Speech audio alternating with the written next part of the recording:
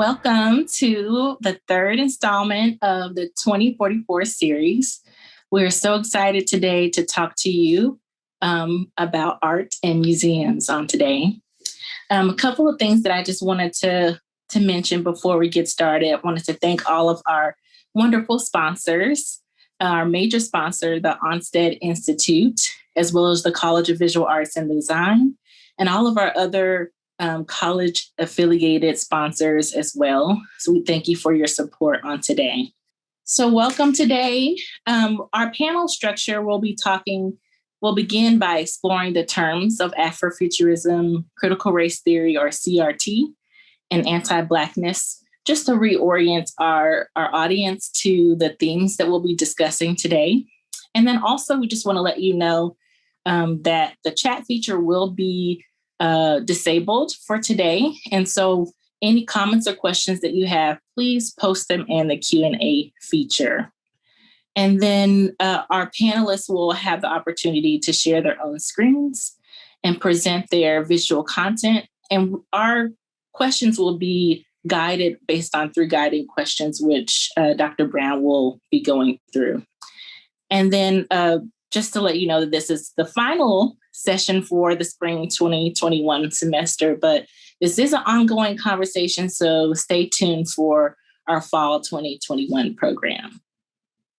In regards to the key guiding themes and terms for today, we'll be talking through Afrofuturism, which our key article that we're looking at is Bennett Caper's. He talks about Afrofuturism in the year 2044, which is where the idea behind our series really was inspired. And so we'll be talking about this theme of Afrofuturism from his standpoint. One of the things that Afrofuturism asks is, what would we be without? What would we be with if? And most importantly, by engaging in reclamation, by valorizing a range of cultural traditions, it offers a vision of what could be in the future.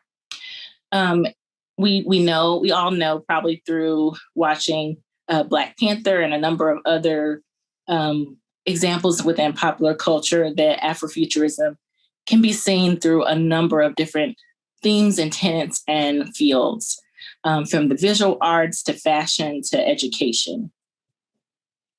Anti-Blackness, we're coming from Michael Dumas, who talks about in his work Against the Dark, Anti-Blackness in Education Policy and Discourse, really thinking about the ways in which Black people have been dehumanized and then also been otherized within our culture. And then in regards to critical race theory, we're looking at Bennett Caper's definition as well. Key points to think about is the ways in which racial hierarchies are socially constructed, interest in convergence, and racism, the ways in which racism is embedded within American society. We know that critical race theory really had its beginning in legal studies and legal storytelling, but has been applied to a number of different fields. Some key examples for art education would be Latson, Billings, and Tate in 1995. And then relevant for our discussion today, our own Dr. Laura Evans and our prior panelist, Dr. Joni Akoff, wrote a book called Multiculturalism in Museums Today, which talks about the lack of representation and they really advocate for critical multiculturalism within museums and museum education. So there are 3 guiding questions that we'll be covering today, which our panelists will discuss from their own viewpoint. Describe your work and how it relates to Afrofuturism and futurist thinking in your specific museum practice, and the roles in which museums perpetuate anti-Blackness and white supremacy. We'll also be talking about how museum educators and curators can practice this anti-racist pedagogy and thinking. And so now Dr. Kathy Brown will introduce our esteemed panelists. Stephanie Johnson-Cunningham. So I'm going to read her fancy bio. She is an agent for arts and culture. Make sure you guys can hear me. We're starting with Stephanie. if that's okay. There you go. Thank you. Stephanie Johnson-Cunningham is an agent for arts and culture, forever in a state of exploration, investigation, and creation. Her advocacy aligns with Museum Hue, an organization she co-founded and served as director, supporting Black, Indigenous, and people of color. She built the first online directory and mapping of BIPOC museums across the United States. It is an invaluable resource that deepens public knowledge and understanding of art, history, and culture. Stephanie is currently working on a large cultural map project specific to New York City with support from NYC's Department of Cultural Affairs. As a United Nations Human Rights Fellow centering arts and culture, she applies the UN's ratification of cultural rights to her work to call for greater recognition and representation in the arts ecosystem. Stephanie also received the American for the Arts 2019 American Express Emerging Leader Award for her work. She has also hosted and produced On Display, a show on WNET's All Arts Network that focuses on ways museums are addressing societal issues that resulted from intersecting histories and connect to contemporary life. Each episode covers various topics from immigration, mass incarceration, transportation, and preservation of Black cultural spaces. As the United States reckons with the legacy of structural racism, oppression, and discriminatory policies and practices, Stephanie centers cultural equity as an essential part of achieving social justice. Stephanie holds a bachelor's degree in art and art history from Brooklyn College and a master's degree in cultural heritage and preservation studies from Rutgers University. She has written about her work for Curator, the Museum's Journal, as well as Museums and Social Issues Journal. Welcome, Stephanie Johnson-Cunningham. Thank you so much, Kathy. We're actually going to introduce Kelli next, and then we'll start our questions. All right, you guys. Kelli is from Detroit, so she is a homegirl in my mind, even though we just met. And Stephanie is an honorary Detroiter. All right, so Dr. Kelli Morgan is a curator, educator, and social justice activist who specializes in American art and visual culture. Her scholarly commitment to the investigation of anti-Blackness within these fields has demonstrated how traditional art history and museum practice work specifically to uphold white supremacy. Dr. Morgan has held teaching positions at the Tyler School of Art and Architecture at Temple University, Wayne State University, and the University of Michigan, as well as curatorial positions at the Indianapolis Museum of Art at Newfields, the Birmingham Museum of Art, Pennsylvania Academy of Fine Arts. In 2014, the Ford Foundation awarded her a dissertation fellowship. She earned her Ph.D. in Afro-American Studies and a graduate certificate in Public History Museum Studies from the University of Massachusetts at Amherst. Welcome, Kelli and Stephanie. Thank you, Kathy. So excited to be here. And good, always good to see you, Stephanie. Thank you too, Lauren. She's going to start off with our first question. Okay, so for our first question, we're asking you both to describe your work and how it relates to Afrofuturism or futurist thinking in your specific museum practice, and how do you foresee the future of museum education or museums as culture markers or culture makers? So I'll go first. So I want to first thank you, Dr. Lauren Cross and Dr. Kathy Brown and Peter Hyland and the College of Visual Arts and Onsted Institute at the University of Texas for having me, and Dr. Kelli Morgan, my sister in this fight for representation and racial equity in the museum field. And as I was planning my remarks today, I thought a lot about, the brilliant theme of this symposium and the equally brilliant article by Bennett Caper. Thank you for sharing that with us. And thinking about Afrofuturism and anti-racist pedagogy and how it relates to my work and, my colleagues' amazing work as well. But thinking about Afrofuturism as a strategy for community building, imagination, and expression, past, present, and future. Well, museums have the ability to also build community, enhance public imagination and expression, past, present, and future through the use of visual imagery. And as Dr. Sarah Lewis states, visual imagery is a change agent for narratives of Black life that can affect our perceptions of justice, reshaping our understanding of society. However, many museums lack the depth of understanding of anti-racism that is needed to be a conduit and a change agent for justice. And so in my work through Museum Hue, I'll share just a few images. So in my work through Museum Hue, which I co-founded in 2015, it was created in many ways to garner greater representation, challenge the museum field to acknowledge their historical exclusionary practice, and infiltrate the sector in a way that interrupts current practices and interject anti-racist pedagogy. And so very early on, the way Museum Hue was doing this was having discussions with Black and people of color about their experience in the field and how we can take action. So we started out as a collective, having these conversations in our homes and cafes amongst ourselves. Then we brought this issue directly to the institution. And the first of these experiences was at the Metropolitan Museum of Art, which is the photograph that you see.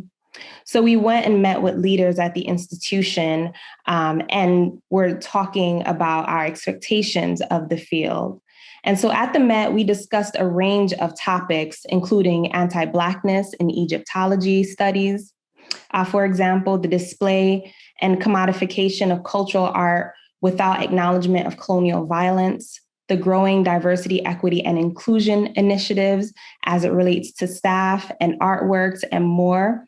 And so in doing so, we worked to amplify our experiences and narratives, as well as point out the need for systemic change in the sector. And so we had dozens of these visits, beginning with most major New York City museums. We grew to then begin offering panel discussions, workshops, and other guided experiences at both museums and historic sites. So using my skills as a museum educator to create programming around the conversation of, the racist and colonial practices of museums and the need for greater racial equity and recognition.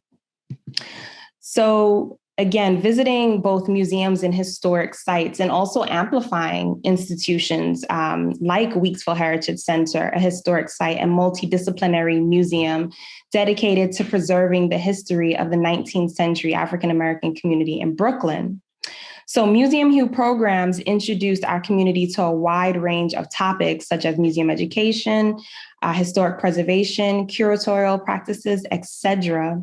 Since then, year after year, Museum Hue has seen a substantial growth due to much interest from museum professionals, artists, students studying subjects related to the field, and also the general public, all interested in the charge to have the museum field to not only have works within its collections be reflective of our society, but what is most needed is the intellectual leadership to be more representative. And so today, Museum Hue has about 200 museums across the U.S. that are institutional members. So they range from mega-sized art and encyclopedic museums to small specialty and culturally specific to mid-sized academic museums as well. And so our institutional members also include like the American Alliance and the Association of Art Museum Directors. And so Museum Hue is working to have conversations around racial equity within these institutions. However, within these same museums, diversity, equity, and inclusion initiatives are in place. However, there's still a struggle within these institutions to bring racial issues to the forefront of the museums. And so there is a lot of debate whether these entities have a real interest in having an anti-racist lens or just having a greater racial diversity in audience. And so the problem within many of these museums is that many of them are rooted in white colonial narratives that have been and continue to be oppressive to Black and people of color. And so there are a lot of staff members who are interested in changing the institutions, but it is the leadership that are usually struggling to have to implement these changes. However, one of the types of museums to emerge over the past 50 years are the culturally specific museums created by and within Black, Indigenous, and other people of color's communities. And so since the 1960s, the United States has witnessed a surge in community-focused museums devoted to identity. Despite the nationwide phenomenon of museum building, there have been surprisingly few attempts to explore the approach of these newer identity-focused museums as they have reshaped the U.S. museum landscape. Actually, let me stay on this for a bit. So as you can see, many of the museums listed here are Black museums that were created throughout the country. So this directory that I created through Museum Hue showcases about or more than 150 museums. The list is still growing, but it just shows a portion of the museum field that is very or highly ignored or underrepresented in the museum field. So these museums have been a part of the strategy of Black community building and building for other communities of color, imagination, and expression. And so this directory and map helps to garner greater visibility to these institutions because largely, again, they are not centered in the conversations around museum work, as well as racial equity in the field. So this web-based platform provides a rich visual and textual record that contextualizes a larger spectrum of U.S. museums and communities to help advance racial equity throughout the sector. It is an effort to assist in moving these museums' methodology from the periphery to the center to inform museum practice. And as it expands, it will serve as a centralized living hub of information for and about these museums and cultural entities. They are sites of memory, and we know memory helps build identity. Identity builds community. Community and institution building is a form of resistance and assists in the creation of a future for Black life, Black creativity, Black imagination. And so their work highlights that an essential part of Black people's liberation is the creation of museums to tell our own stories, celebrate artistic practices, strengthen cultural ties, and improve the state of our communities. Black museums are indelible to the richness and poignancy of the United States, painting a fuller, more vibrant portrait of its people across the nation's landscape. So like the mainstream emergence of Afrofuturism, a movement born in the cultural margins, Black museums also created in the margins projects Blackness into the future where people of color have not only survived oppression, but are thriving. So the very founding of many of these museums have helped to provide greater agency for Black people. And so this database and this work, this future work for Museum Hue using this virtual platform, especially in the time of a pandemic, is incredibly important in thinking about ways to continue to amplify Black visibility, Black agency, and cultural authority in the work that I do moving forward in and through Museum Hue. So at a time when predominantly white museums are increasingly called upon to address race, the emergence of Black and people of color's culturally responsive or culturally specific museums embody racial justice amidst a universalist and nationalist museum context. They are the sites for the negotiation and expansion of racial histories and racial justice. And they serve as a focal point for wider ideological questions over the continued significance of race in America. Such museums constitute a dynamic site for the ongoing struggle for rights and racial justice, addressing the multi-layered issues of race from the interpretive and structural levels. And so I'll pause there and I'll end my screen. So a lot of this work, again, comes from my experience as a museum educator, using our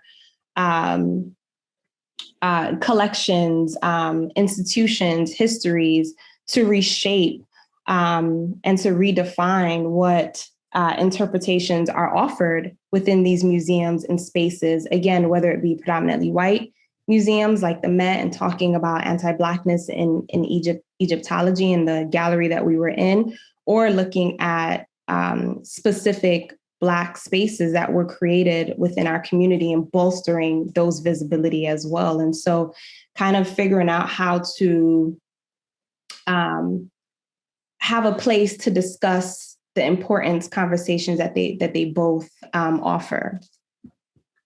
Yeah, for me, thanks, Stephanie. That was wonderful. And I think, such an in-depth layout, not just of your work but of the issue, right? And just how there's many ways, to address it. Dr. Cross and Dr. Brown, I echo, Stephanie's statement, thank you so much for having me today. For me, the approach has really been personal, in a way.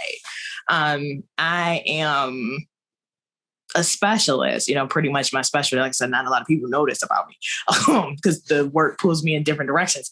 But my specialty is actually colonial American and 19th century American art.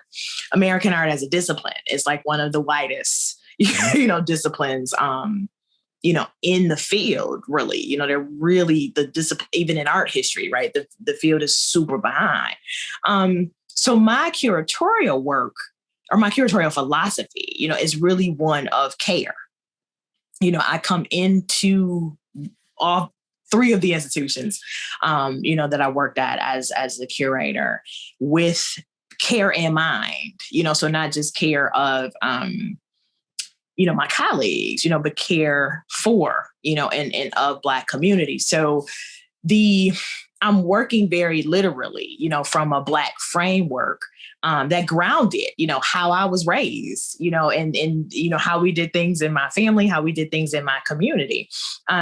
So my initial question, whenever, I start a job is like looking for the people who look like me, because I am very aware, having studied, museum history for 5 years in graduate school, I'm super aware, of how white and how colonial and how racist and how toxic these institutions are. So a lot of times I begin my work with the facilities and the security staffs, just having conversations, talking to them, particularly the security staff or guest services, right? Visitor services, whatever it's called, because it's different in each institution. But these are typically, the largest departments, people of color in the institution, interestingly enough, who spend the majority of their time in the galleries, right? Guest services staff spend more time in the galleries than curators do, but nobody ever asks them, right? What their thought is about objects, how they feel, or how they can inform the interpretation is because, most of the major white, traditional institutions don't value Black cultural practice, right? So there may be a valuing of particular Black art, but there's a particular Black artist, right? Because that isn't, even across the board either. But there's definitely, no real acknowledgement, of Black cultural practices. So let alone the fact that we work from very different and successful value systems. So like Stephanie was saying, in terms of the culturally specific institutions, those institutions had to grow from something deeper, right? That bolsters our communities, that ensures in which we're able to survive and we're able to thrive and we're able to get, as my mom would say, up, over, around, and through, right? In the ways in which we do. And so I've embedded, right, those practices in my curatorial philosophy. And I come to the institution with that. So to a large degree, to just kind of put it plainly, like, particularly at PAFA and at Newfields, I didn't really care, what the museum wanted, in the galleries. My concern was, what did the community want? and if the community didn't want anything, is like in my Indiana case, then we worked to create something that we both could, kind of meet in the middle, or thrive from. Because that's the other thing people don't think, in terms of museums, it's like everybody should want to come play with us, right? Or everybody should want to be here, and everybody should want to be represented here, as if we don't have our own spaces, And so I really, ground, the reality of how we exist, in our own homes, in our own institutions, and in our own spaces, to traditional American art. I say all the time, you don't always need Black art to tell Black stories. You can use other work, because we have relationship, to that work, even though we were often refused access. I'm taking so many notes. I'm just like scribbling down. Were you finished, Dr. Kelli? Yeah, I was done. Okay. I didn't want to cut you off. I'm asking the next question of you, awesome ladies. So the next question is, what is the role of museums in the perpetuation? And you guys are kind of already going in this direction. What is the role of museums in the perpetuation of anti-Blackness and or white supremacist systems? And how do you foresee the future of museum education as an anti-racist practice and of museums as anti-racist institutions? Mm-hmm, mm-hmm. Yeah, so as we know, many museums in the United States today are still rooted in colonialist and imperialist ideals, right? They're problematic ownership history of many collections. As I said before, the commodification of Black and people of color's art without acknowledging colonial violence that have denied our humanity and robbed us of our heritage. So these very deliberate racist practices of acquisition, exhibition, and art historical hierarchies created by these museums have helped produce racial and economic disparities that we know today. And so the injustices and harm the museum field has done historically and contemporarily still affects Black and other communities of color. And so museums are largely contextualized by politics, power, and wealth, which have been integral in the production, circulation, and racial exclusion still found throughout the sector and society. But, museum education, to answer your question about that, museum education really offers an opportunity to analyze how racism shapes how we view, discuss, create, and engage multiple audiences within the museums. So we in museum education argue, for an what's the word I'm looking for? Interrogate. Okay.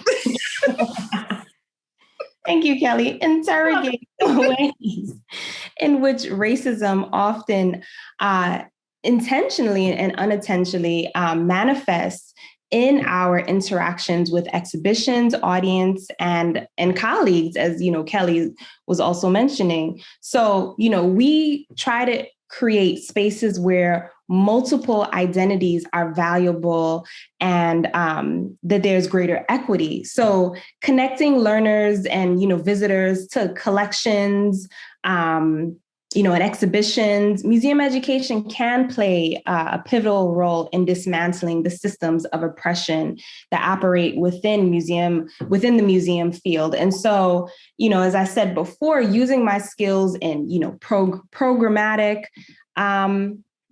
skills that I gained in the museum field to help shape content and interpretation toward, relevant issues and create a broad dialogue. That has really been the foundation of my work through Museum Hue, is how can I shape content and create interpretations? Again, in the Egyptology section in the Egyptian art in at the Met, it doesn't talk about, anti-Blackness in Egyptology, but I can go into that space and project and, demonstrate how it is anti-Black, So, creating those narratives, creating those perspectives right within the museum has been essential to my work. Yeah, and I think Stephanie like hit the nail on the head, right? It's like the maintenance, of a colonial and imperialist goal, and so as much as Stephanie and myself, so many of our other colleagues, I think of people, like Latanya Autry, the more that we do this work, another way that institutions, or I should say, as well as we do this work, right? Institutions, a lot of the institutions in which we've worked, they work very deliberately to prevent the work from happening fully, so that's one major, I think, current issue, within the field and within these institutions that doesn't necessarily get the same, the type of attention, right, that is needed. So whether it's, not funding, a particular initiative, right, that speaks to anti-racist pedagogy or just speaks to celebrating Black culture, or Indigenous culture from an Indigenous lens, or Asian culture from an Asian lens, right, Black culture from a Black lens. Those programs and initiatives, are typically not funded in the same way. Typically, they're not marketed, at all, or in the same ways, because the institution itself is not designed, right, to celebrate communities of color from the frameworks and, the spaces, that are driven, right, by those communities.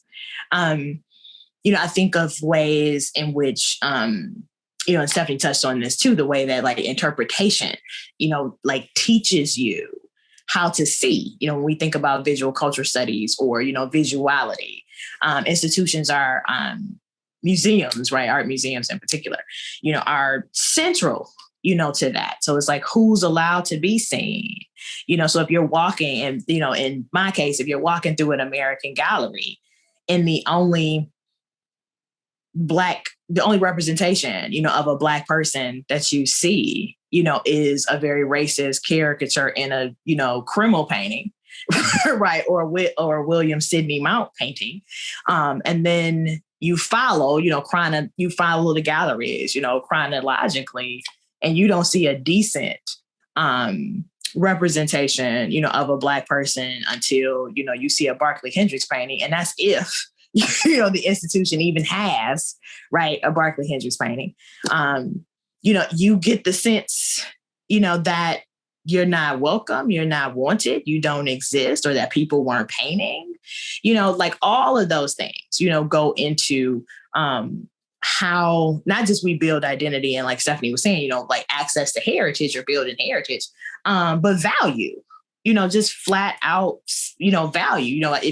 It boggles my mind sometimes, when I talk to development teams, at different museums, or marketing teams, communication, or even curators and senior leaders. And it's always this like feigned ignorance, right? This willful ignorance of like, well, we just don't know what to do. We just don't know how to address these issues.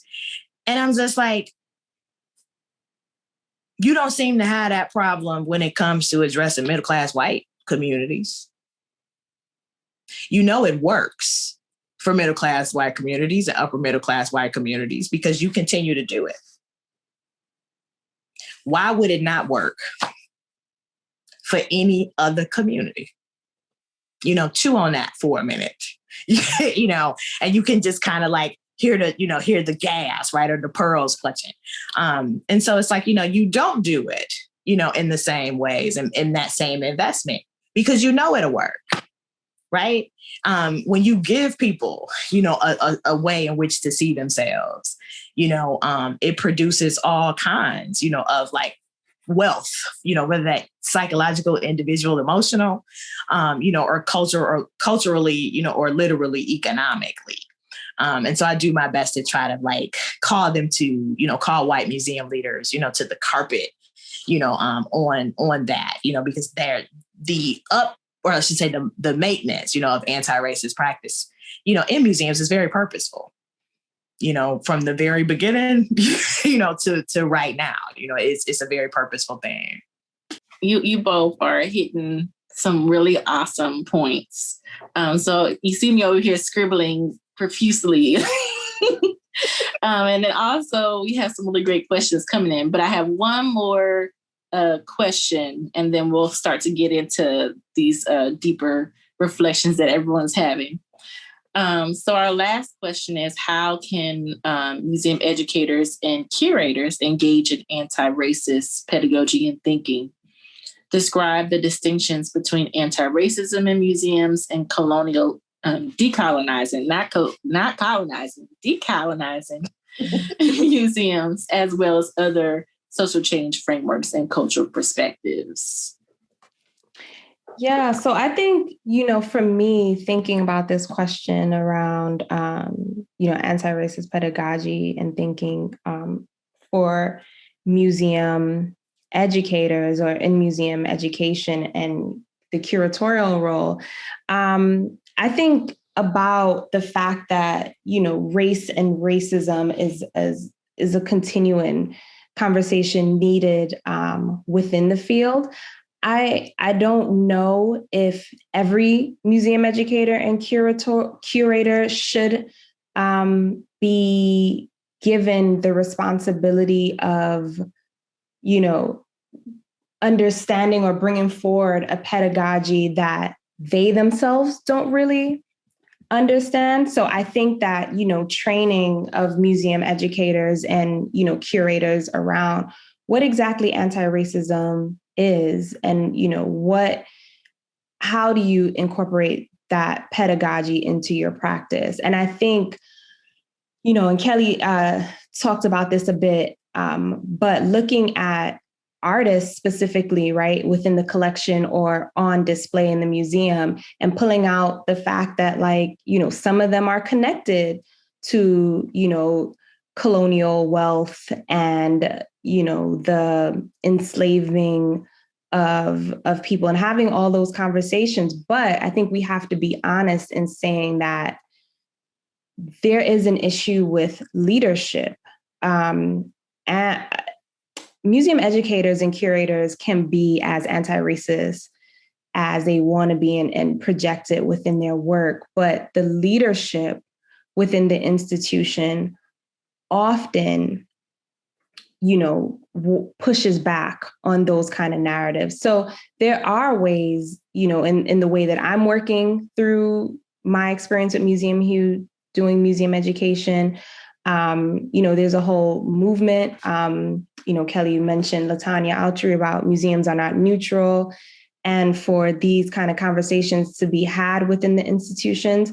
But there is a continuous pushback from the leadership around this. So I say a lot to say that there is a way to have more anti-racist pedagogy within museum education and within curatorial, but the leadership of that institution has to be on board. And I think that, it comes into, policies and practices come into play. I also think about accreditation of institutions. How can American Alliance of Museums and the Association of Museum Directors step in and say, there has to be an anti-racist pedagogy for you to continue to operate as an accredited institution. So it is so multi-layered.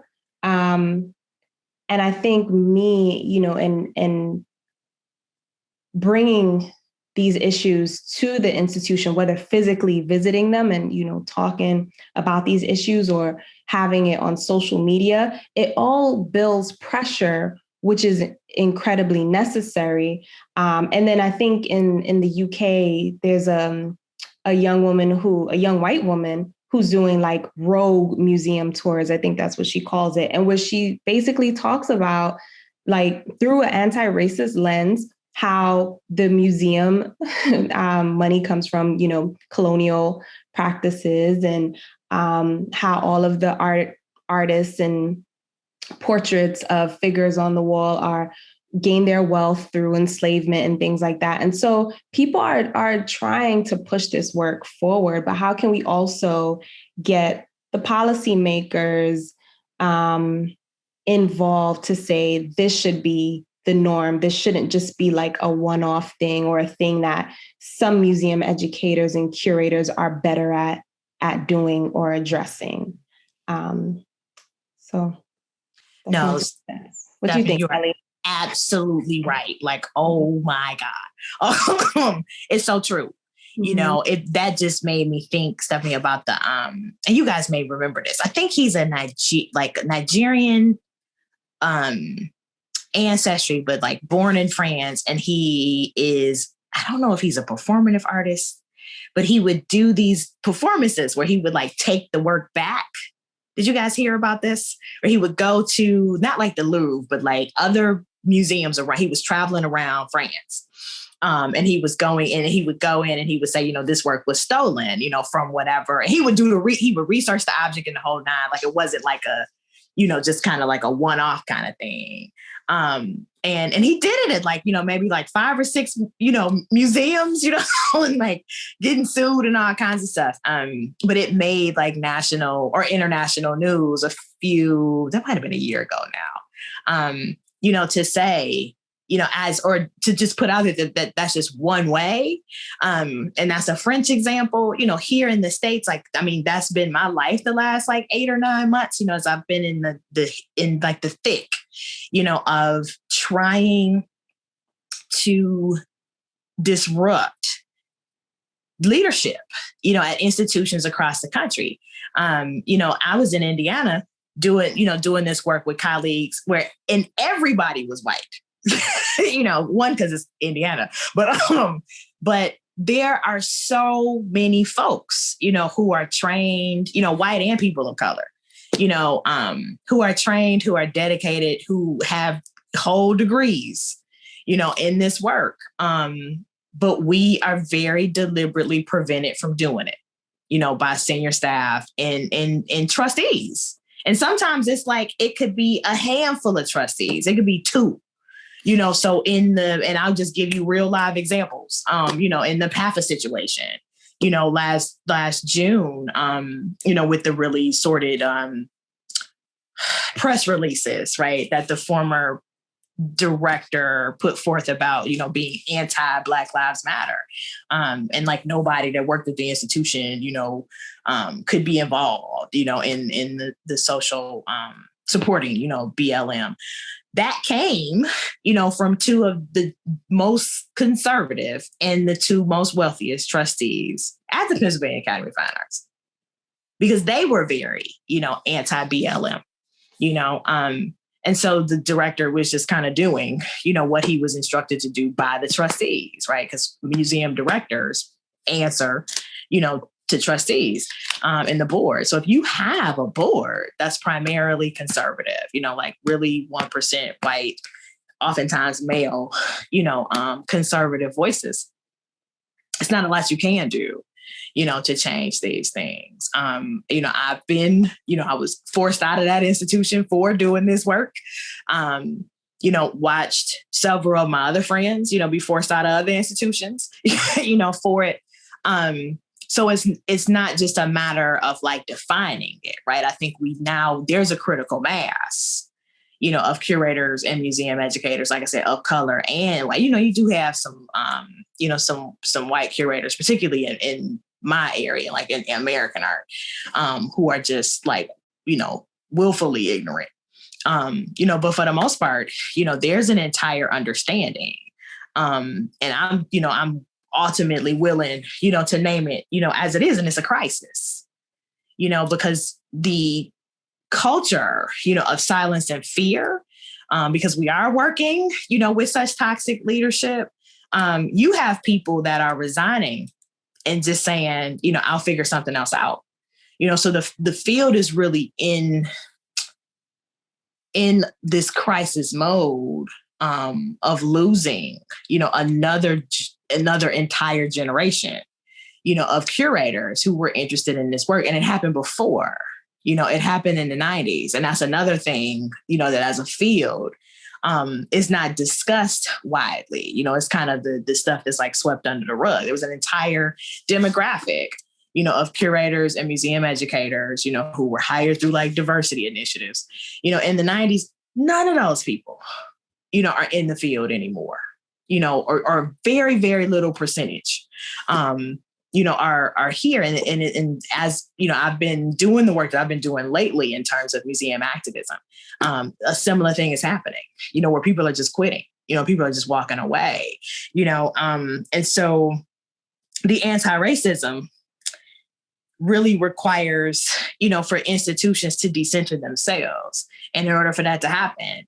you have to decenter these trustees. You have to decenter these boards, which means changing the funding model, right? So that means changing the money, which is why it's never happened, right?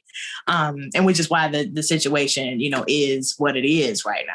In terms of decolonizing, I think it requires more truthful, contextualization, of objects, including, repatriation if that's necessary, because we also are still, you think about Boston MFA's, bronze collection, Benin bronze collection. IMA had a looted bronze too, just on display, just as nice, as they wanted it to be.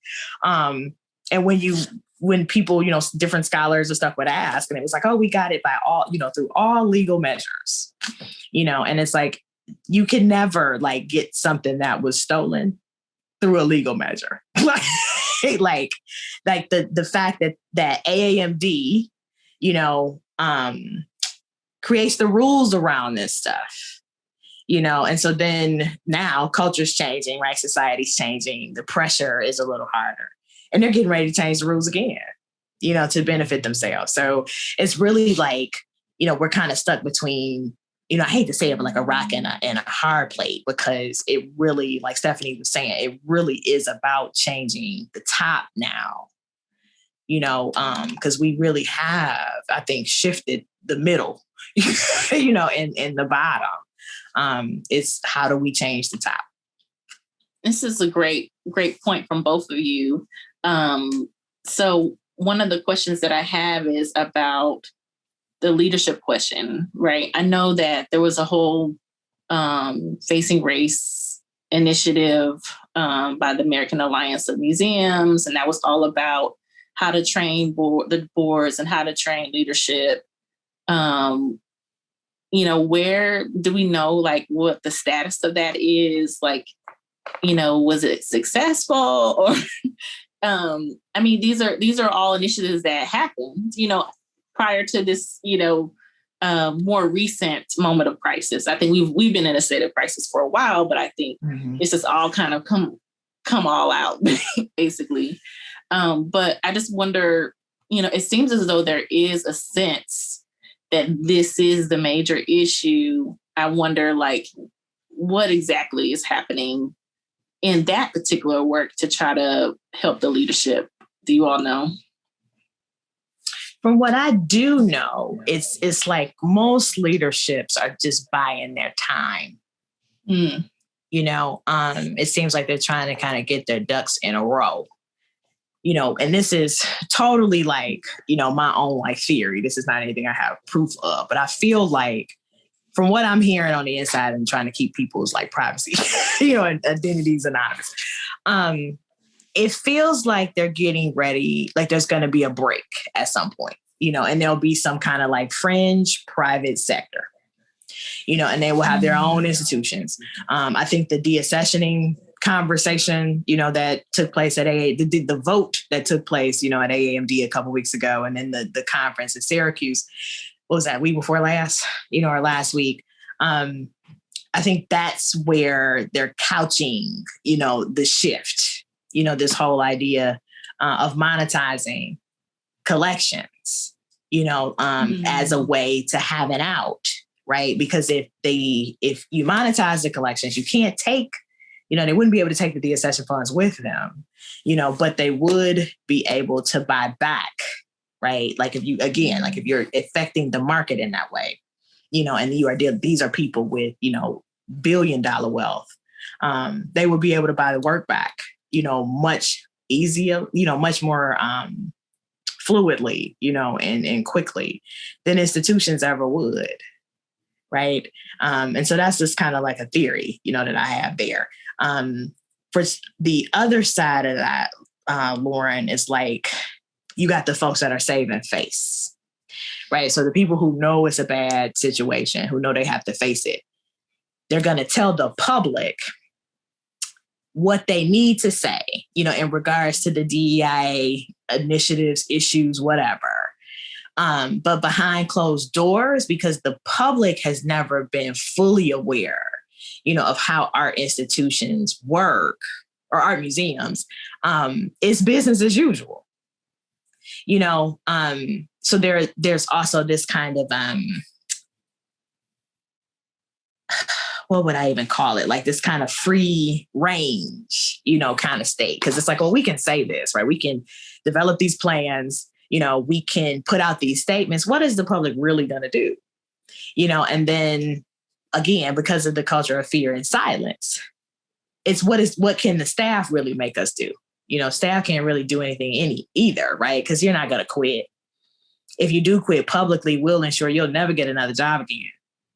And so I'm very adamant, right now, and have been about being public, about being on, like, doing every talk, going on every podcast, right? Using my own social media platform to change that, because it's an arrogance. I call it this unwarranted arrogance that they have, because it's like, what are y'all really going to do? We can do whatever we want to do. And so they're doing, the DEI trainings, but totally, are not actually utilizing and learning the frameworks. It's performative. It is all performative. Yeah. And to add to that, I think the issue with DEI is that it largely benefits white people. There's a lot of money given to this opportunity to be, culturally, what's the word that they're using now? Culturally competent, and not necessarily in support of, having greater agency for Black and people of color. So diversity, equity, and inclusion initiatives for me should also include equitable funding and support and partnership and collaborations with institutions that center Black and other communities of color, often left in the margins. I saw this article, I don't remember who it was from, but it said a lot of the funding giving to support diversity, equity, and inclusion initiatives would double, the funding for, Black institutions, for example. And so a lot of the diversity, equity, inclusion can be seen, and oftentimes, as like just an opportunity for more conversations without actual actions. And so actions for me look like greater support and agency and visibility for Black and people of color.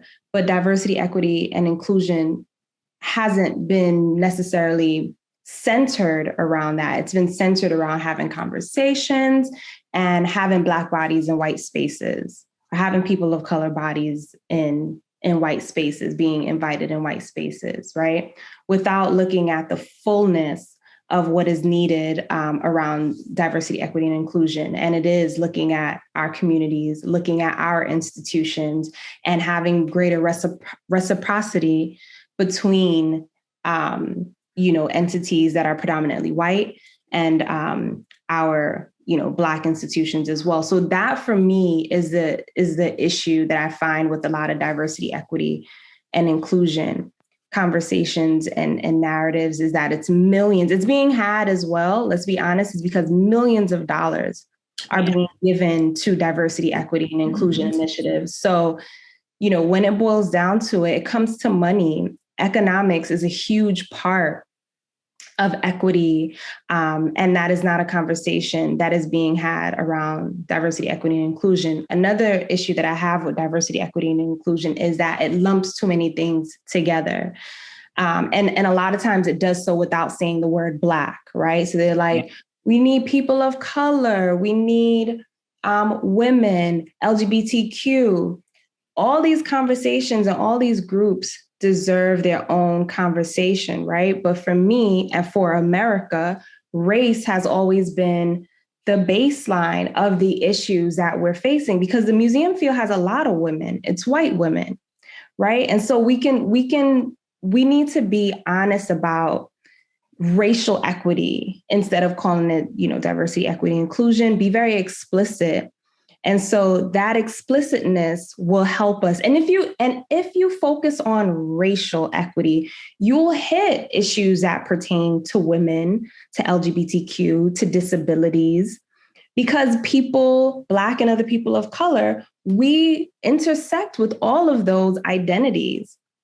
And so for me, it needs to be a greater attention on racial equity, one, and a greater attention on how to support and amplify Black people, Black professionals, and Black institutions, and not necessarily conversations around cultural competency for white people. Because what we'll see is that when we are at, equal footing economically, our institutions, our professionals, there'll be greater reciprocity for me, and also greater opportunities for people to grow professionally in their field. And again, specifically Black and people of color. I don't think diversity, equity, and inclusion is doing enough of that. Can I add one thing really quickly too, right? So I just, talked about this in my TED Talk. Diversity means representation, not necessarily ownership. So yeah, you can be in the space, right? But you'll just be in the space, literally sitting in the space. You're just there. You don't have any say-so, right? Any control, any input. And then inclusion, is problematic, like Stephanie says, because it's we want to find the people of color that we can include in, excuse my French, but the shit that we're already doing. Right? So who are the Black people that are going to sign off, right, on what we're already doing? Who are the Latinx people, so that we can say, here's our person of color, that actually is also invested in a type of capitalist, misogynist patriarchy, right? And museums do that too, so they'll trot out, their Black trustee, right? Or their South Asian trustee, or in certain cases, a Black curator, that is completely, complicit, in what the institution is already doing, right? So there's, because I've talked to so many, Black collectors, over my career that have said, yeah, Kelli, yeah, I know it's bad, but programming, you can't, you just can't get past the fact that they're doing all of this really great programming, because in their minds, it's a step, and not only is it a step, the programs, right, are utilizing their collections, right? So their collections are gaining value, so it like Stephanie said, it just lumps way too much stuff, in there together. So when you're people like us that are fighting for genuine equity, right, and real racial, equality, even certain skin folk become non-kinfolk, in these institutions. Around these issues. Mm-hmm. And to add to that too, Kelli, it's also widely known among Black and other people of color hired within these entities that we are not expected to change the institution, but to hopefully, in the hopes of the institution, assimilate and maintain systems that these museums are already built on, whether or not it supports our best interests. And so some people go there, to say, at least I can get some experience, write this on my resume, spend a few years there and just keep my head down, keep focused. And some people do that. And that's very harmful for a lot of people. I know for me, and I know for Kelli as well. But it is a known fact that we're not expected to go in there and to change. And if you think you can, you're largely you largely become a troublemaker, right? You largely become the enemy in a lot of ways. But I also think about, these, and Kelli said this too, like programs add value to the museum and to their collections. And they also get hella funding from, all of these federal and private funders to do this work, while again, a lot of the, now Black artists and other people of color artists that they want to showcase were first nurtured and mentored in Black spaces. And so what does it mean when predominantly white museums benefit from their ability to purchase work made by Black artists, when museums or other cultural spaces in Black communities where many Black artists were first mentored or first exhibited are insufficiently funded, right? So the value of Black art should also be reaped in the communities that nurture them. So I say that to say that, it is a real struggle sometimes, I think, even in my own work, to continue to work towards racial equity in the museum field in general, but also thinking and recalling, my own experiences in institutions, predominantly white institutions, and thinking about how, for especially right now with the call for greater diversity, equity, and inclusion, feeling used in a way, feeling like my whole purpose is to fill a quota to help with funding in a real way. Say it again. I said it's box checking. Exactly. Yeah. And so we know that a lot of institutions are literally doing that right now. Or in my experience, working at a Black museum and a predominantly white institution gets like a whole lot of money to have like Black exhibitions and Black conversations. And they're like, hey, can I pick your brain around this? And not saying like, we got this money, but we're going to throw you like half because you're already doing that work, So all of those things are problematic. And then lastly, philanthropists. Yes. Philanthropy perpetuates this inequity as well, not realizing the importance of, race in these conversations and, greater racial equity in leadership. And continuously supporting these institutions because they're large and shiny and have so much capacity, but not seeing, the problematics of continuing to provide funding and support for these institutions in the way that they're still operating. And then lastly, sorry, so many things are coming to my head. I swear this is the last thing. I think about Christopher Bedford at the Baltimore Museum of Art as well. And, him and Kelli touched upon like, a lot of these artists are like, or museums are trying to deaccession to get works, by Black artists. And Christopher Bedford in a lot of ways was trying to do that as well. But he was also saying, I want to deaccession these white male artists to now get Black artists in my collection, but also I want to pay my security guards more. I want to raise their, their budget from their salary from like $12 an hour to like $20 an hour. And then like, there was such a backlash from the museum field with his own colleagues in the field, like former, staff members or former board members saying like, what he's doing is a betrayal to the museum field.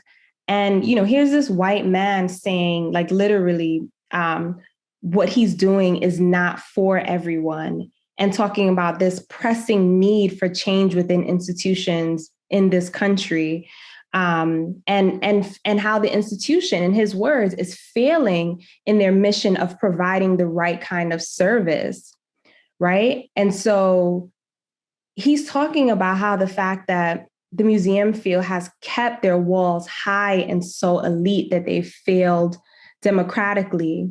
Again, this is Christopher Bedford's words.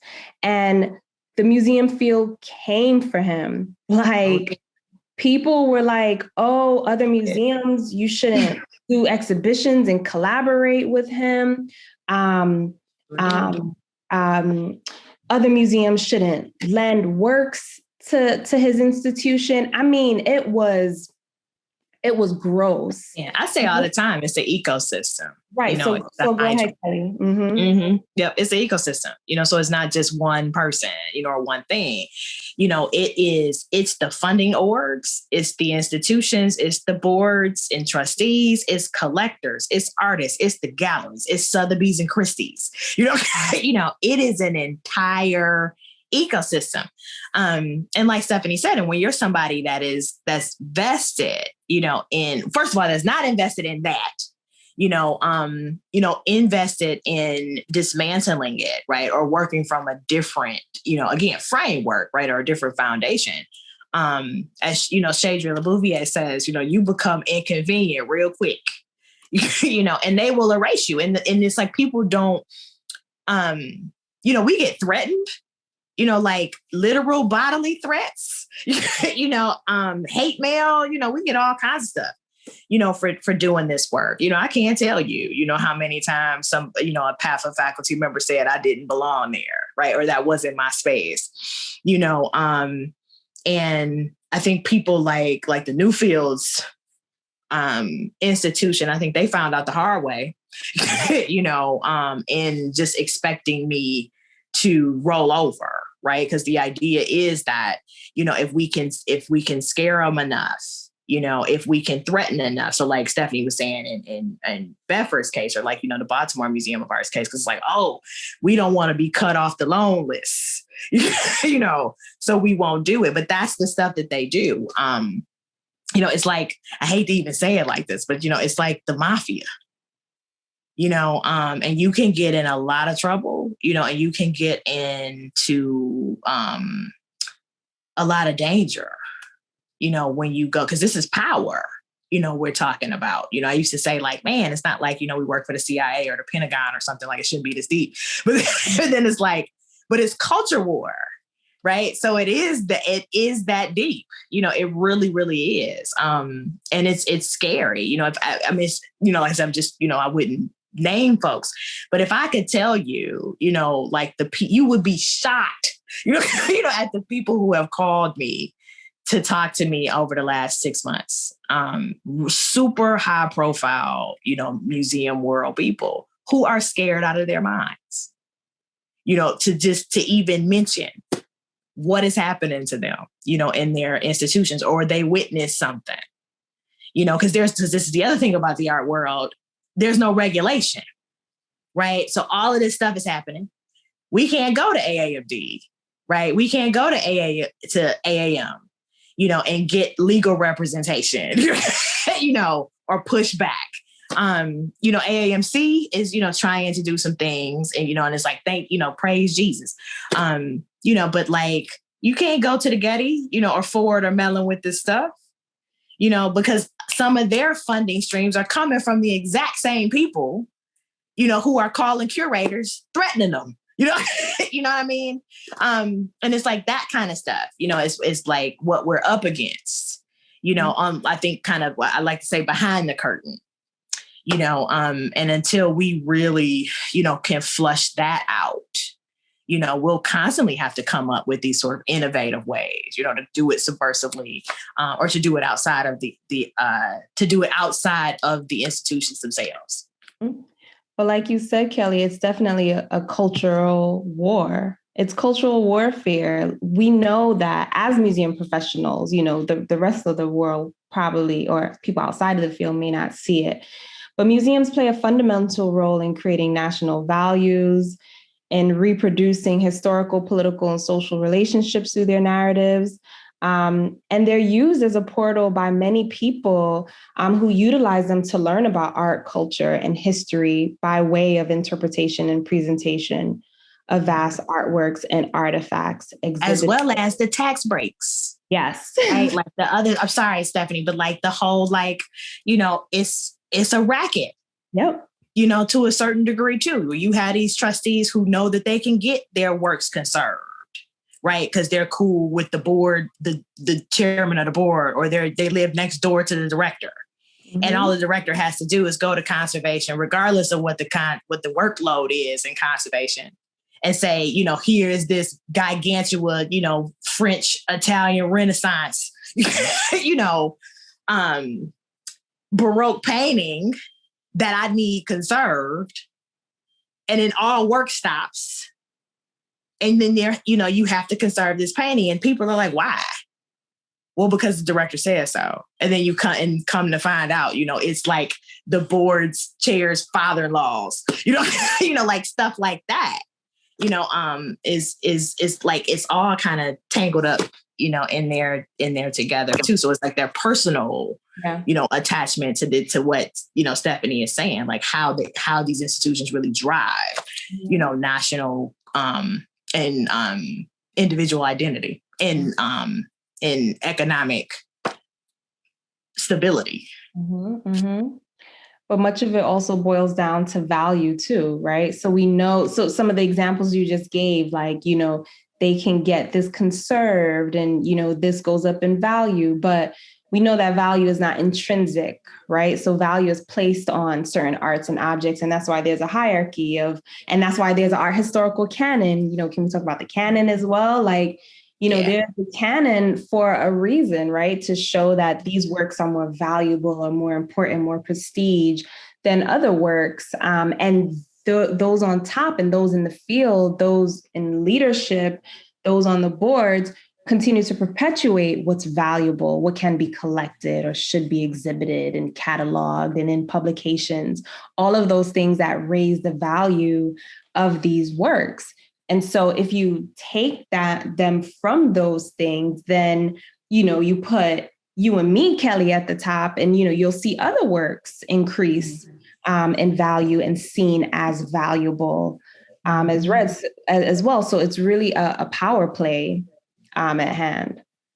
So with that, I think this is a perfect time for our Q&A questions. And I have a perfect question for you both, because it ties in directly to what you were talking about, value. So I think we're all very familiar with the conversations and critiques of critical race theory that have been happening currently. And so we have a question that's tied to that saying, have you considered any of the critiques of critical race theory by people who have found it to be problematic? And I know that you both in your own ways I'm assuming too much, but are definitely in support of critical race theory. So maybe you can kind of bring some background knowledge and understanding as to what all of that means. Yeah, I typically describe myself, as a critical race culture historian. And so I'd like to think of, my approach is like this mashup of like critical race theory and intersectionality. Right. Most of the folks that I've heard criticize critical race theory, have been people who just don't want to deal with the fact that racism is the foundation of this country's structure. Right. So I typically, and this may be completely myopic, but I typically am just like, nope, don't want to hear it, and I just don't even engage. And I'm, coming from a place like at Newfields, these were folks who had no sense, of that it was even a theory. Like people thought it was something that I had just kind of created, right? Like I was just making it all up. And that was fascinating to me, to see. I was like, wow, like you've never heard of any of these scholars, so that's another thing, that we run up against too, because we're working from frameworks and we're citing scholars and that kind of thing, that majority of the time our superiors have never heard of before. And so it is this way of like kind of writing us off and saying, oh, well, Kelly's just being a problem, or like, oh, here comes Stephanie and all of them and that stuff, and they just, so the criticism that I've faced or heard about it has always been that, and I don't engage it, I just absolutely don't. Because there's no way you can look at any, American gallery in any major encyclopedic institution, and not see the racism, and not see how foundational, this is not just whiteness, but a very toxic whiteness, is to the gallery interpretation. And in certain cases, not all, but like in certain cases, the paintings themselves, so for me, because I'm not in contemporary, as much as people typically think I am, it is super helpful. I mean, and it's super needed. Like I'm working on a project. That's just started. I've been working on it for a long time. That goes into how American art was used to literally construct whiteness and our understanding, of whiteness as American citizenship.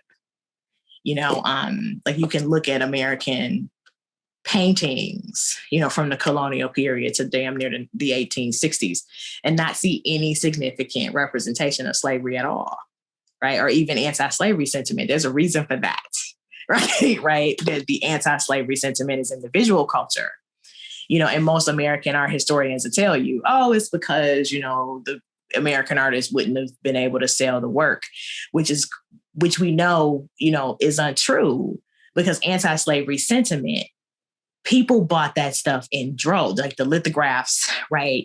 Harriet Beecher Stowe's Uncle Tom's Cabin it was like the best-selling work in like the entire 19th century, right? So people were consuming it. The reason, is that American artists were participating in a larger national construction, of American citizenship as white maleness, right? Or as white patriarchy. And so for me, like critical race theory and that intersectionality, coalescing, is something that I have to employ, whenever I'm approaching, permanent collections in any, encyclopedic institution in the country. So for me, I mean, I'm in support of, critical race theory for all those things that Kelli just mentioned, but I am not a critical race theory expert. I'm not, a diversity, equity, and inclusion expert. None of those, important kind of works and expertise that, my colleagues have. For me, my work, I look towards critical race theory in my work. And I think that in the work that I do in support of, looking at the resiliency and the narratives that Black and people of color have created in museums, in arts and culture has been my focus. I think our resilience is a form of resistance, and I focus and center my work on that. And I think that has helped me through my own personal journey in the museum field and others' personal journey within the museum field. But I'm always a student of, critical race theory, the work that Kelli does, the work that so many others do, but also movements of the past, right? Looking at the civil rights movement, for example, and the work that colleagues that's come before us have done as well, thinking about during the civil rights movement, all the work that the artists had done in calling out the Whitney and the Met and the Guggenheim and all those institutions for inequitable practices, and building our own institutions, thinking about the importance of that too. So for me, I think, that work is so essential. And, critical race theory, I'm hopeful that it continues to gain grounding in the field of museums, because it is so helpful to allow people to understand the history of these institutions and why they were created, as Kelli shared. I think about, like the book by Kelly Jones. I can't even remember it right now, but talking about I-Minded? Is it I-Minded? Thank you, Dr. Kelly Jones, right. I-Minded and the work of so many, Black people, Black artists, Black museum professionals, Black curators, and thinking about continuous way that we can work towards a critical race theory. I think about, the book How to Be Anti-Racist by Ibrahim All of those writings and readings, I think, are so critical for the institution to change. But funny enough, when I do my talks and have conversations with, a lot of my white colleagues, I mention, things like I-minded or how to be an anti-racist, or even Mountain Frustrations, Art Museums in the Age of Black Power, which was written by a white woman, which is a really good book as well. Like, they're all looking at me like blank. Yep. Because a lot of these institutions say they want to change, but they're not even reading anything. And see, the funny part about that, Steph, when I started at Newfields, the docents, they were reading that stuff. And I was like, get out of here, right? I was so excited because, docents are typically, so these are like volunteers for people who don't necessarily know who docents are. They're usually volunteers. They're like tour the galleries and stuff. And majority of the time, they're like older white women, and like, just these little itty bitty, kind of meek white ladies. And I've had this experience at both PAFA and at the Birmingham Museum of Art, where there's like this group of them who are really concerned about this stuff, and when I got to Newfields, it was a group of about 10 of them, and they had read Sadia Hartman, and like bell hooks. I was like, oh, y'all are doing some serious Googling, and I couldn't believe it, but I was like, oh, this is going to be so great. And then the institution wound up kind of like implementing this rule that docents couldn't talk to curators directly to like keep us from, changing the tours, the galleries, in a critical way. So, I mean, we did it anyway, but because I'm me, right? So I'm always going to break the rules. So we just started meeting like, outside of the institution. But yeah, it was just like the ways in which, because they were like, we don't understand, like why they won't let us talk to you. And I said, this is how white supremacy works, y'all, and it was fascinating to kind of walk them through that, because in the Newfield structure, a lot of the docents, like their husbands, right, were former trustees. So these were also wealthy women, which is not always the case, with docent corps at most encyclopedic institutions. But this particular, core of docents, they were really wealthy women. So it was like also ways in which I could kind of like, we would utilize each other, to kind of usurp things, in the institution. But outside of that, yeah, like Stephanie's totally right. I can think of, working with museum educators who had no idea who Nicole Fleetwood is, or who had like never read, Lisa Farrington or bell hooks, they may know the name, but they don't consider the scholarship as a framework through which one can do curatorial work or museum education work, right? And if you do, it's like, oh, that's a contemporary art thing. That's the other thing. It's this whole like poo-pooing, of contemporary art, and like the theoretical side, of how contemporary curators, approach, and even some artists, where it's like, we don't want to deal with that stuff. And so that sometimes, I think fuels the criticism too. It's like their own ignorance. Sometimes the criticism ain't even valid because it's like, you ain't read an essay, right?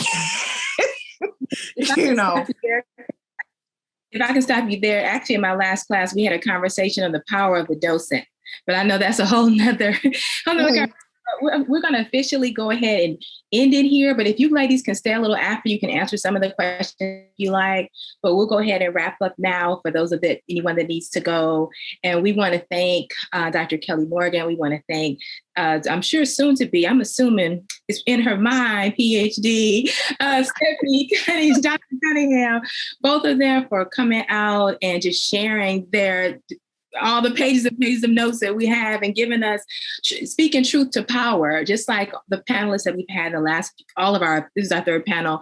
Everyone has been unapologetic and speaking truth to power. So we greatly, greatly appreciate both of you ladies on behalf of Lauren and myself, on behalf of Peter Hyland, the Onstate Institute, and all of our university sponsors. We want to thank our audience for coming out, and we want to invite you to come back next semester because we're going to continue this series next semester. And thank you for those who've been able to come to see all 3 of our talks.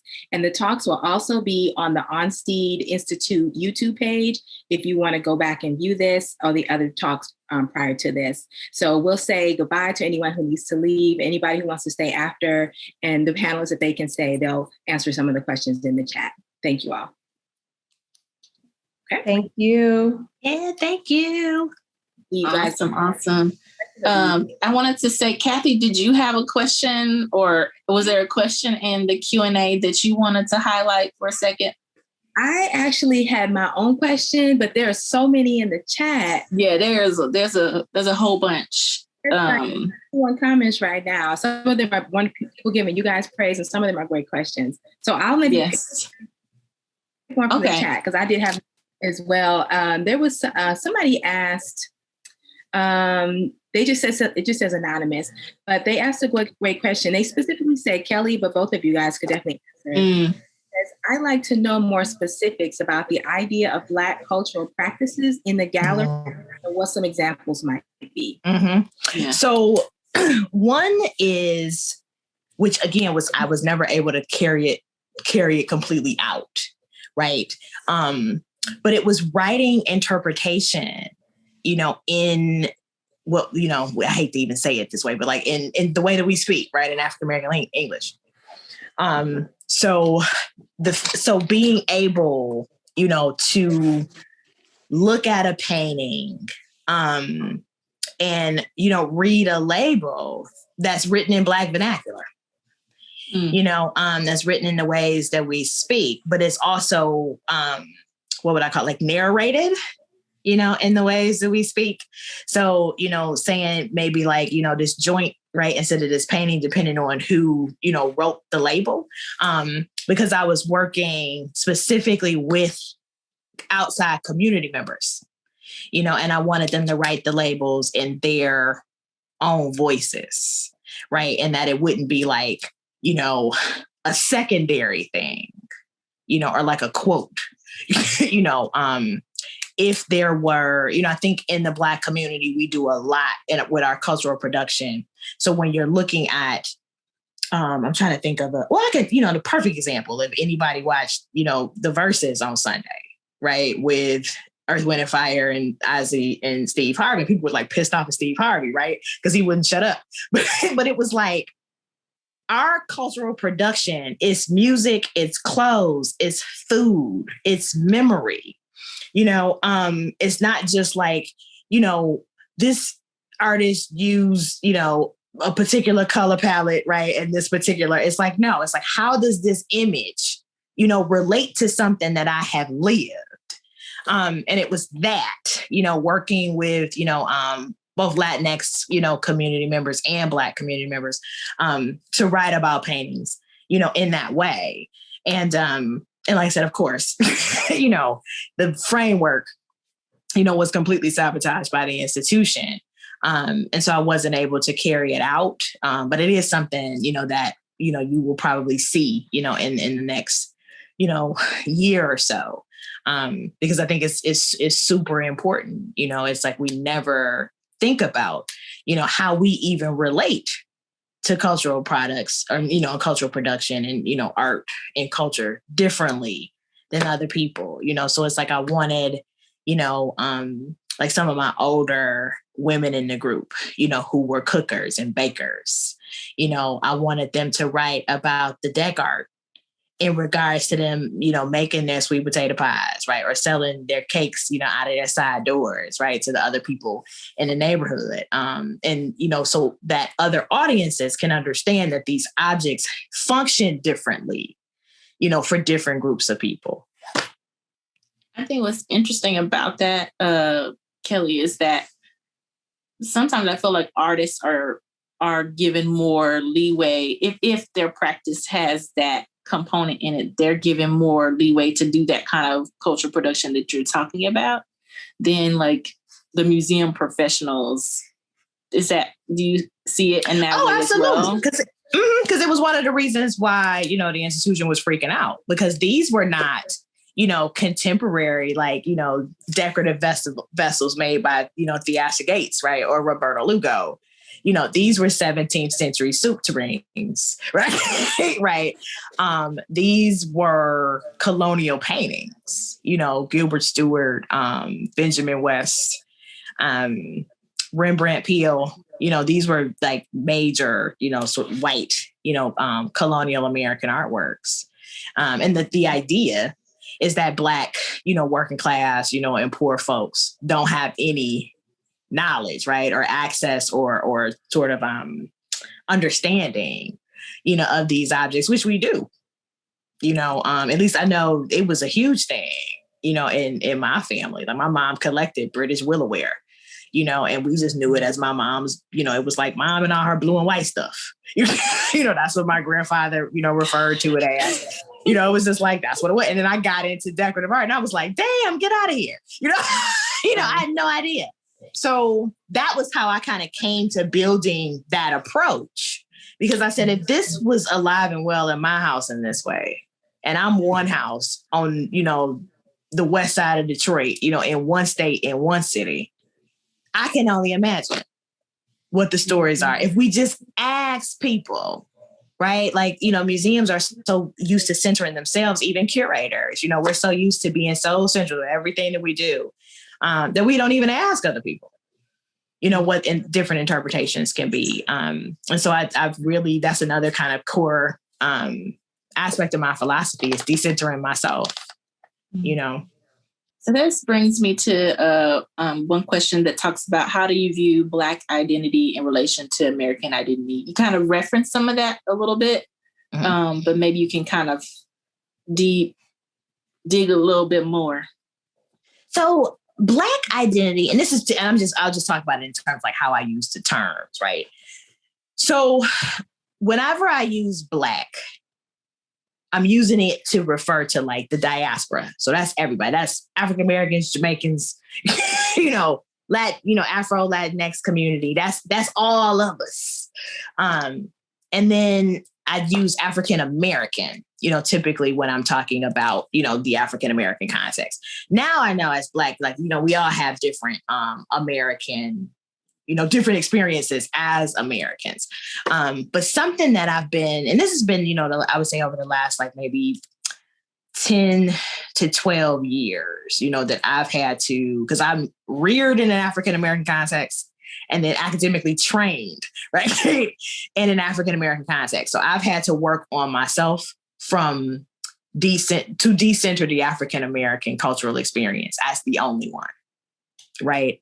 And so I try really hard to do that, even though when you look at, because I deal primarily with American permanent collections in museums, representations of other Black Americans who are not African American is like almost non-existent, in the collection. So it's hard for me to tell those stories.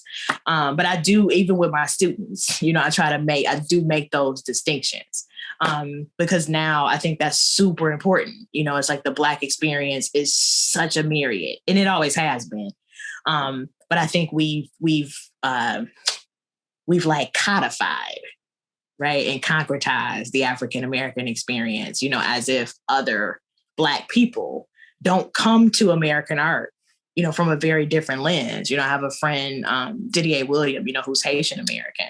And we have this conversation all the time, because he's like, people need to stop saying Black, they say African American, because so much of African American art history, right, like it doesn't even take into account, the ways in which other Black artists, have come to the field through African artists, right? Or through, African artists that were, first generation born in the UK, completely, right, different cultural experience. And I think we have to start, valuing that, not just acknowledging it, right? But valuing that, more than we do. I agree. I agree with much of what Kelli mentioned, and also thinking about the fact of me being first generation American family hailing from the Caribbean, Jamaica, and Trinidad. but also thinking about, just how fluid, the Black identity is in the United States alone, even taking out, the kind of Black immigrant lens, and thinking about, Southern Black identity, or, the Gullah versus Chicago, all of those different things, just how much of an identity that Black people have created here in these United States of America, right? And how different they are. And I think thinking about the fact that in America, Black people have had to create their own identity in a country that is both, racist and sexist. And I think that within, even curatorial practices, when Black people are at the helm, you get to see just those different nuances that I don't think that you see when it is primarily white leadership. When you go to a museum and it's an exhibition around, Blackness or the Black experience, if it doesn't really have, Black curators involved, it can seem just very flat in the sense of like this overarching theme of the Black experience, and not pulling, again, those nuances, that fluidity of what it means to be Black in America. And I think I mentioned this earlier in the conversation about institutions like the Colored Girls Museum that's looking very specifically at what it means to be Black and woman in the United States, because I think a lot of conversations always separate, things like racism and sexism, or the experience of people of color, the experience of women. And that institution works to focus very specifically on Black women. And I think the specificity of that kind of work is an example of how Black curation, how Black creation draws out those unique presence and experiences of Black people and of Black identity in the United States. Yeah. There's, y'all, we could go on and on. There's awesome questions coming in. And I myself had two burning questions. I'm just going to quickly ask my little questions too. But one of them was one of you guys, I think it was Kelli, it might have been Kelli, but she said you can tell Black stories without Black art. I was wondering about that. And the second one was Stephanie, I think, said Egyptology is anti-Black, and I was wondering about that. If you all can tell us those things, those large things in a short amount of time. I don't know. Okay, so real quick, Black stories without Black art, Kathy. You can go on my Instagram page. So I've done a video about it. So there's this Benjamin West painting at Paphos Collection called Penn's Treaty with the Indians. Good Lord. And it's about William Penn and his, meeting with the Lenape when they established or incorporated Philadelphia as a city. And long story short, it's a canonical painting. It's allegorical, history painting, maybe 17. I don't even know. I'm gonna get the date wrong. Maybe 1773, right? Something like that. Anyway, but it's interpreted through how it was commissioned, right? Because it was commissioned by William Penn's son and Humphrey Maury, who was the first mayor of Philadelphia, but he was William Penn's boy, his ace boom, his A1 kind of thing. So incorporated made him mayor. And the painting is, it's talked about, William Penn's dad is in the painting, whole nine. So I was okay, well, if we know the ancestry of some of these white figures in this painting, did anybody think to maybe trace the ancestry of the Lenape figures in the painting? No, nobody decided to do that. Okay. So there were scholars, Black folks in Philly, who had done that, who's named the guy who is the kind of resident scholar for the Montier family. God, I'm so mad that I can't think of his name, but I found his work. Rick Powell, had written an essay, about this, and actually one of the great nieces. So long story short, Humphrey Maury, right, first mayor of Philly, has he has an enslaved Black family, half Black, half Lenape. Right, right. Their daughter marries his youngest son, right? They have 5 kids. The 2 daughters of the 5 then are like the matriarchs of the 2 most prominent and important African-American families in colonial Philadelphia, period. The Bastille family and the Montier family, right? So I was like, so why exactly are we not talking about this painting in regards to the Montiers and the Bastilles? The Bastilles, Cyrus Bastille was the first African-American millionaire in the States, right? The Montier family, who after the grandmother, right? So she gets like willed, I think it's something like 198 acres, of land after Humphrey Maury dies. Well, Humphrey Maury dies, leaves it to his son, Richard. Richard dies and leaves it to her because they're in a common law marriage. This is the area that is now the Cheltenham area, in Philadelphia. And it was the first Black province, in Pennsylvania. So I was like, and nobody, like, that ain't nowhere, in the interpretation. And again, that's just one painting in one institution, right? In one city. Philadelphia alone is a city with 4 major institutions, right, of American art. And that was the second time that I had done something like that, right? I had done something like that similarly at the Birmingham Museum of Art. And I was like, these history paintings and these, allegorical history paintings and the genre paintings are telling Black stories that are just like locked, quote unquote, in the archive. Because even the secondary scholarship didn't necessarily link the families back to the painting. But now, that I've done that, interpretation, like that's like knowledge now, right, in the Philadelphia community around that particular painting. But it was that, it was like, okay, this is why, you have to have critical race, like Black curators and art historians looking at these white works, because the primary evidence, about that in terms of the Bastille family, again, was written by a family member. It was a great, great niece that wrote out the family's history, connecting them to Humphrey Maury. That was published by Du Bois in The Crisis in 1923, right? Right?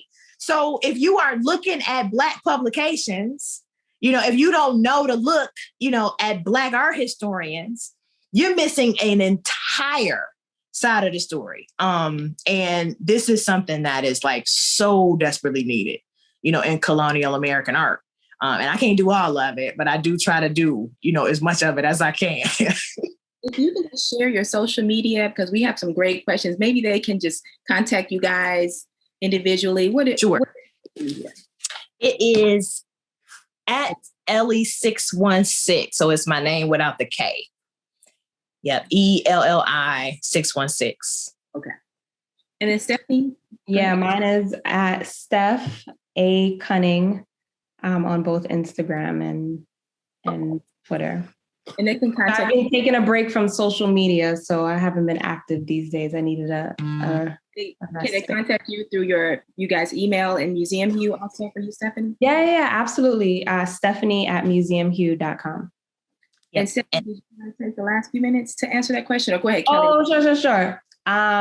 First of all, can I say, Kelli, oh my gosh, you had me cracking up. You are giving like Black auntie energy. Yes. I can't do all of it. I'm doing my best. Anyways. I can only do what I can do.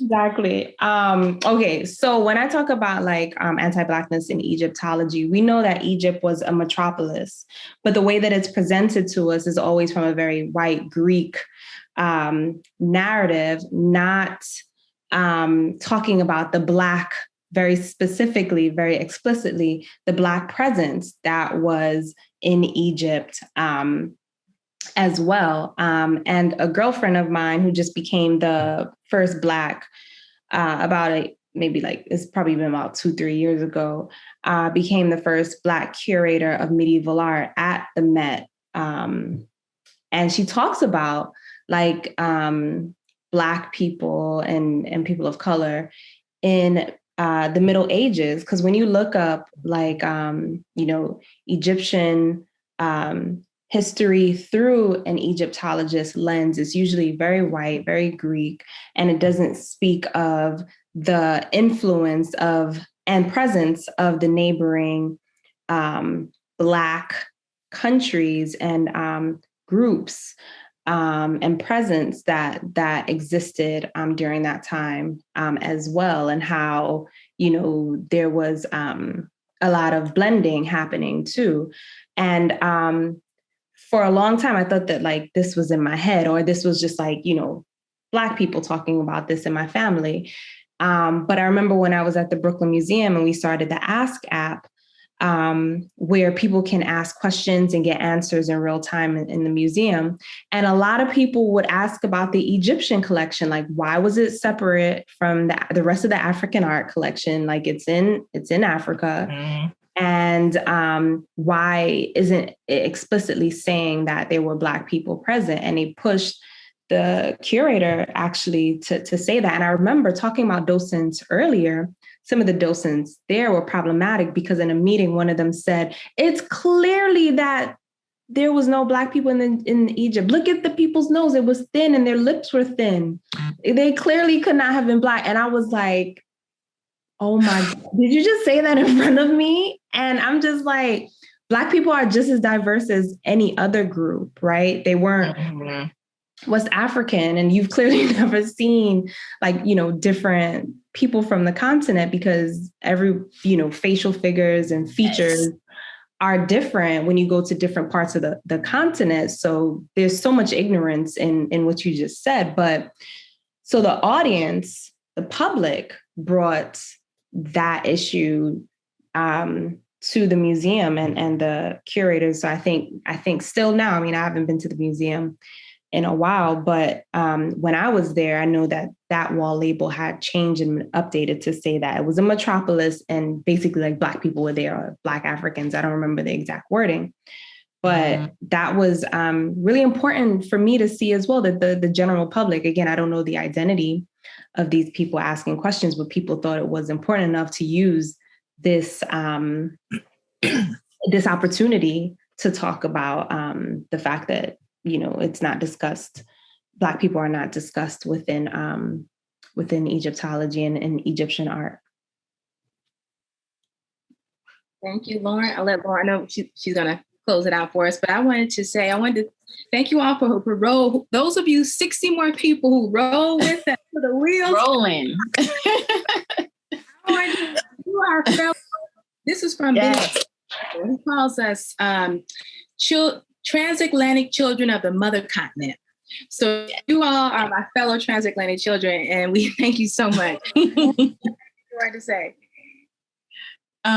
Well, so there are a couple of questions regarding how to navigate working in museums that are toxic.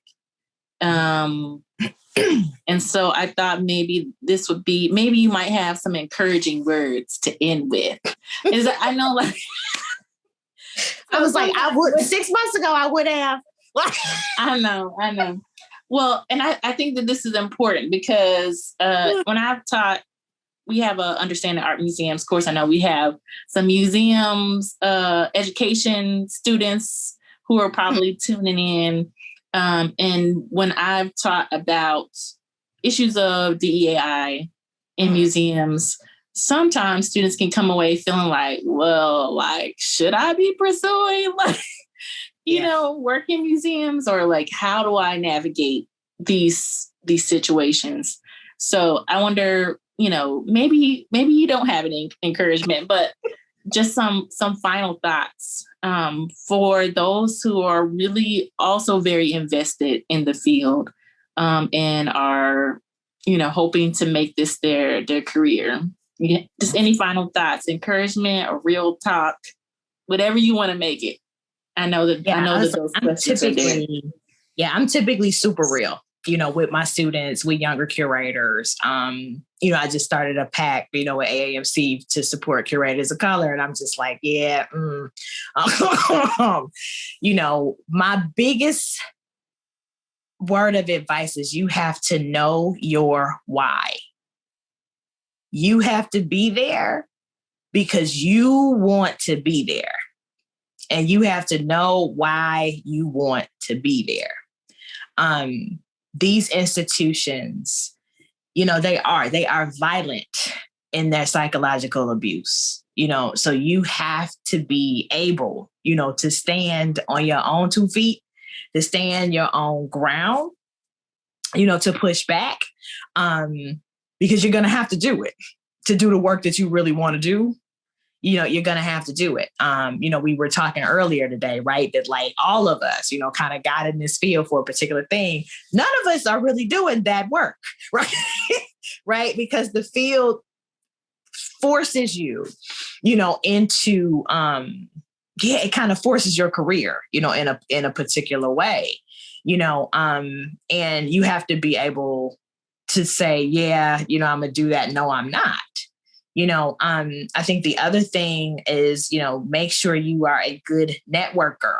You cannot survive in these institutions by yourself, and you cannot survive in these institutions without helpful and dependable white colleagues. I've been on a lot of my students, and younger curators about that, where it's like, I just don't trust none of the white people. And I'm like, dude, no. Like you're not gonna make it. Because a lot of times you can get certain stuff, like the leadership will receive certain ideas, right? Coming from your white colleagues, right? More so than it coming from you. So networking, and knowing your why, are my like 2 big things. I love that, Kelli, and I agree wholeheartedly in creating a community, networking with folks, and knowing your why. I think for me too, even with Museum Hue, a lot of the support that I've gotten has been, mostly Black or largely Black and people of color, but a lot of my white colleagues got, us in the door in a real way as well, in garnering support or greater visibility as well.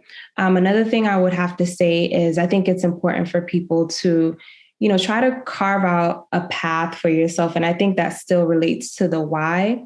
What are you trying to achieve? What is the baseline for you? What are you trying to do? And, how can you do that in partnership with folks or, individually as well? But what are you trying to achieve? And not to depend on achieving those things only through these institutions, right? If you receive a blockade in one way or the other, how can you, go around it, whether, leaving the institution, doing some independent work, finding other ways of getting your work out there, seeing how your work and your skills in whether it be museum education, museum curation, can transfer into other fields. Like was mentioned earlier, I've had the opportunity to, produce and host shows about